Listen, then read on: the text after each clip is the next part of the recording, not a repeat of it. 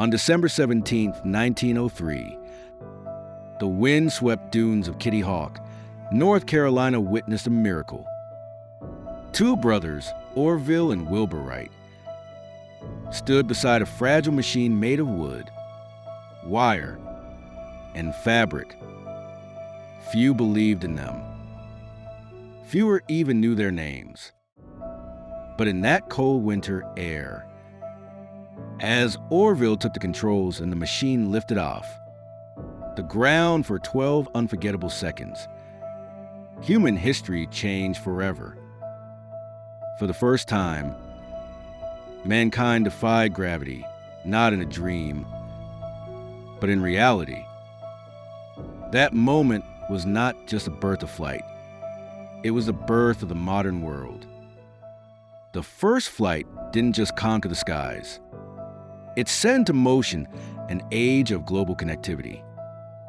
The Wright brothers opened the door to a new era, where oceans and continents would no longer separate humanity, but unite it.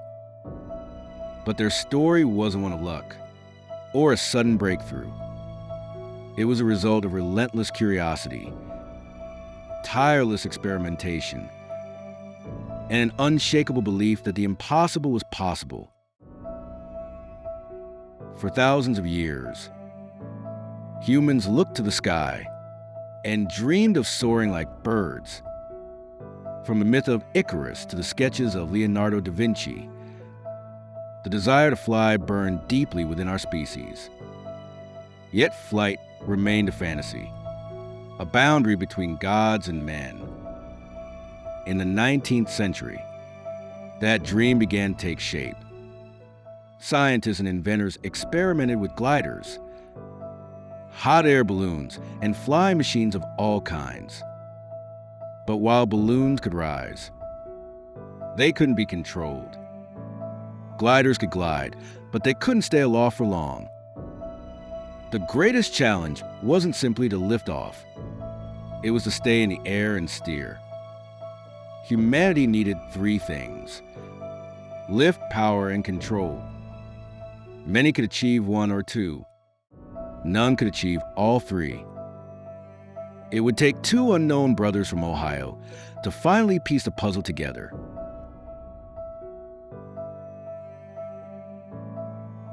Wilbur and Orville Wright weren't trained engineers or scientists. They ran a modest bicycle shop in Dayton, Ohio. But that small workshop became the cradle of aviation. Working with bicycles taught them invaluable lessons: the mechanics of balance, the importance of control, and the harmony between human and machine. They believed that flying, like cycling, was a problem of balance, something that could be mastered through understanding and practice. While others obsessed over powerful engines, the Wrights focused on the human element, how to control an aircraft in motion. They studied the flight of birds, observing how a bird tilts its wings to turn gracefully in the air. That insight became the foundation of their revolutionary idea: wing warping, a method to control roll and balance in flight.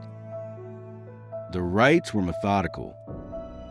They read every available study, corresponded with other aviation pioneers, and tested their own ideas through careful observation.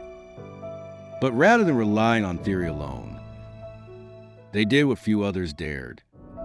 They built, tested, failed, and built again.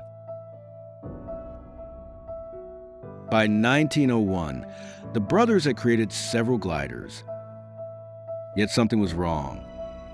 The data available about lift and drag, the core principles of flight, were inaccurate. Instead of giving up, they decided to conduct their own experiments. They built a homemade wind tunnel, using simple tools and scrap materials. Inside it, they tested hundreds of miniature wing shapes, carefully recording their performance. Through these experiments, they corrected the errors that had misled aviation pioneers for decades. They discovered how subtle changes in wing curvature could dramatically affect lift. They weren't just inventors anymore. They were scientists rewriting the very laws of aerodynamics with precision and patience. It's astonishing to think that two bicycle mechanics, with no formal education, conducted experiments that changed the course of human knowledge. Their wind tunnel, roughly the size of a wooden box, became one of the most important scientific instruments in history. When it came time to test their gliders, they needed the perfect location: steady winds, open space, and soft sand for crash landings. After much research, they chose Kitty Hawk, a remote coastal area in North Carolina. The conditions were harsh, the isolation extreme, but offered one thing they needed most: strong, reliable winds. Between 1900 and 1903, the Wright brothers made multiple trips to Kitty Hawk. They set up camp, often living in rough conditions, enduring cold, heat, mosquitoes, and loneliness. Each year, they brought improved versions of their glider, learning from every crash, every mistake, and every fleeting moment of lift. They began to master the art control: pitch, roll, and yaw, the three dimensions of flight. By 1902, their glider could soar gracefully, controlled by the pilot's shifting body and the warped wings. They had achieved something no one else had: a truly controllable flying machine. All that remained was to add power.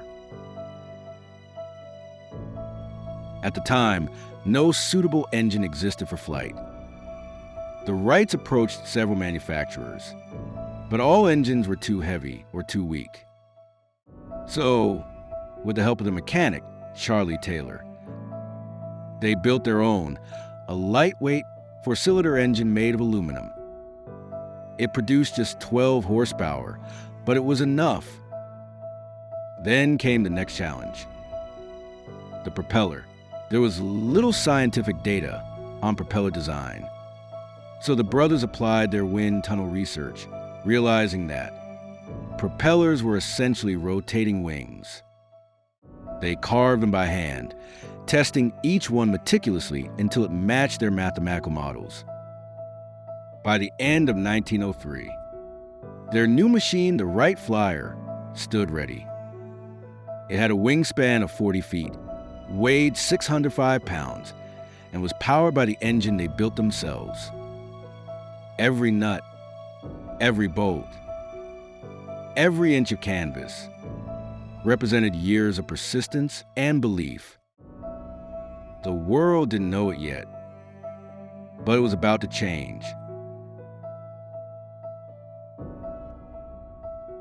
The morning of December 17th was cold, with winds blowing at over 20 miles an hour. The brothers flipped a coin to decide who would fly first. Orville won, as Wilbur steadied the craft. Orville lay on his stomach at the controls. The propellers spun, the engine rattled, and the machine began to move down its wooden track. For a brief moment, the flyer lifted into the air, wobbled, and soared for 12 seconds, traveling 120 feet before touching the ground. 12 seconds. That's all. But those 12 seconds marked the dawn of the aviation age. 3 more flights followed that day, the last lasting nearly a full minute. Humanity had learned to fly, not by chance, but by understanding persistence and courage. The world didn't immediately believe them. Newspapers barely noticed. Some dismissed their claims as exaggeration or fantasy, but the Wrights didn't seek fame. They sought progress. Over the next few years, they refined their designs, improved control, and demonstrated their aircraft to stun audiences. By 1908, their flights in France, and the United States silenced all doubt. The Wright brothers had done what generations only dreamed of. They had conquered the skies. And from that moment onward, the world transformed. Airplanes would soon cross continents and oceans. The span of the Earth, once measured in months, would shrink to hours. The modern age of travel, commerce, and communication was born.